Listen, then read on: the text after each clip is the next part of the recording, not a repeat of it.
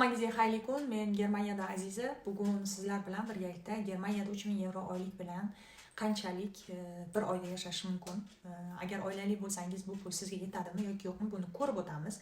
Bu pul bilan yashash osonmi yoki tejash juda qiyinmi? Siz Germaniyada yashashni rejalashtirayotgan bo'lsangiz yoki bu yerda yashab qanday tejash mumkinligini bilmoqchi bo'lsangiz, videoni oxirigacha tomosha qiling, chunki foydali ma'lumotlar berishga harakat qilaman.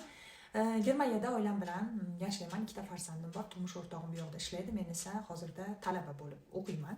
Germaniyada qisqacha ma'lumot. Endi Germaniyada o'rtacha oylik maosh 3000 euro bo'lsa, bundan soliqlar va majburiy to'lovlar olib tashlagandan keyin qo'lingizga taxminan qancha pul qoladi? Taxminan 2000-2200 euro tushadi. Soliqlar nimalarga kiradi? Nima uchun 3000 euro doirasida hisoblashga harakat qilyapman? Sabab 3000 euro o'rtacha oylik maosh bir oylik. Endi keling buni birgalikda hisoblab ko'ramiz. Soliqlarga alohida to'xtalishim kerak, sababi birinchi nimalarga soliq to'lashingiz haqida ma'lumotga ega bo'lishingiz shart deb o'ylayman.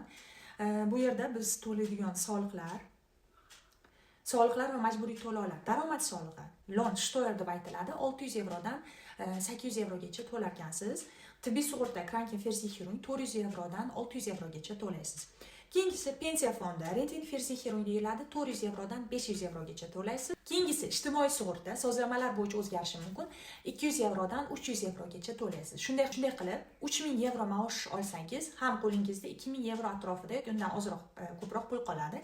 Endi asosiy xarajatlarni ko'rib chiqamiz. Ularning birinchisi uy ijarasi. Germaniyada uy ijarasi shaharga qarab har xil kichik farq qiladi. Misol uchun kichik shaharlarda 800 evrodan 1200 evrogacha, katta shaharlarda esa 1500 evrodan oshishi mumkin uy narxlari. O'rtacha 1000 evro deb hisoblaymiz. Keling. Keyingisi endi oziq-ovqat narxlari. Oilali insonlar uchun xarajat juda ham muhim. Agar aksiyalardan foydalansangiz, mahsulotlarni to'g'ri rejalashtirib xarid qilsangiz bo'ladi Germaniyada. Ya'ni 300 evrodan 600 evrogacha sarflashingiz mumkin ekan.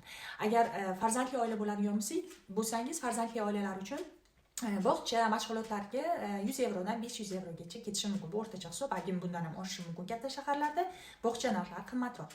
Mashina uchun, agar mashina transport xizmatlaridan foydalanadigan bo'lsangiz, 100 evrodan boshlanadi. Agar biletlar sotib oladigan bo'lsangiz, transport xizmatlari uchun 50 evrodan 80 evrogacha. Agar siz talaba bo'lsangiz yoki mashinani o'rniga poyezd xizmatlaridan, avtobus xizmatlaridan foydalanmoqchi bo'lsangiz, shunaqa narxda bo'lar ekan. Keyingisi kommunal to'lovlar, ichiga internetni o'z ichiga oladi. Misol isitish, uyingizda isitish xizmatlari bo'lishi mumkin, internet bo'lishi mumkin. 100 evrodan boshlanadi. Qo'shimcha xarajatlar, misol uchun kutilmagan hamma xarajatlarni olamiz. Agar oilali bo'lsangiz, uning kiyim-kechaklari, dam olishingiz uchun sarflanadigan pul o'rtacha 100 evrodan boshlanadi. Bu hisob-kitoblardan ko'rinib turibdiki, 3000 evro maosh bilan yashash mumkin, lekin tejash juda qiyin bo'lishi mumkin. Endi qanday qilib xarajatlarni kamaytirish mumkinligini ko'rib chiqamiz. Keling. Tejash usullari deb ayta qoling. Ijara tanlashda ehtiyot bo'lish kerak. Shaharning markazidan, uzoqroqdan yoki kichikroq kvartira tanlash bilan 100-200 evro tejashingiz mumkin. Agar oilali bo'lsangiz, albatta bunga e'tibor berishingiz kerak. Aksiyalardan foydalanish, misol uchun supermarketlarda chegirmalar orqali oziq-ovqat xarajatlarini 20-30% kamaytirishingiz mumkin yoki mana shu vaqtda o'zingizga kerakli bo'lgan mahsulotlarni sotib olib, pulni ham tejab olsangiz bo'ladi.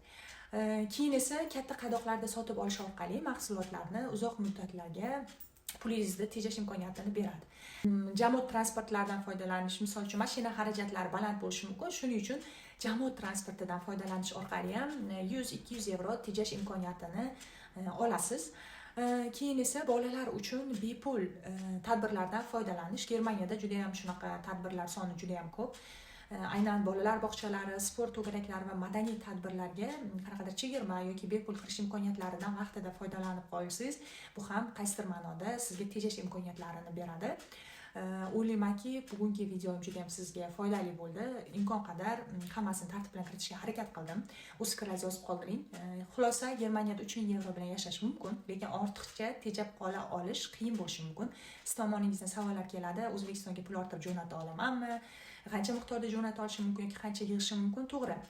Budjet qilish, xarajatlarni optimallashtirish orqali moliyaviy barqarorlikni saqlashingiz mumkin, lekin ko'p narsalar o'zingizga bog'liq. Hamma joyda ham u menimcha mamlakat tanlamaydi. Sizningcha maosh bilan Germaniyada, bu aytilgan maosh bilan Germaniyada yashash osonmi yoki qiyinmi? O'z fikrlaringizni izohlarda qoldiring. Imkon qadar javob berishga, fikr almashishga harakat qilaman.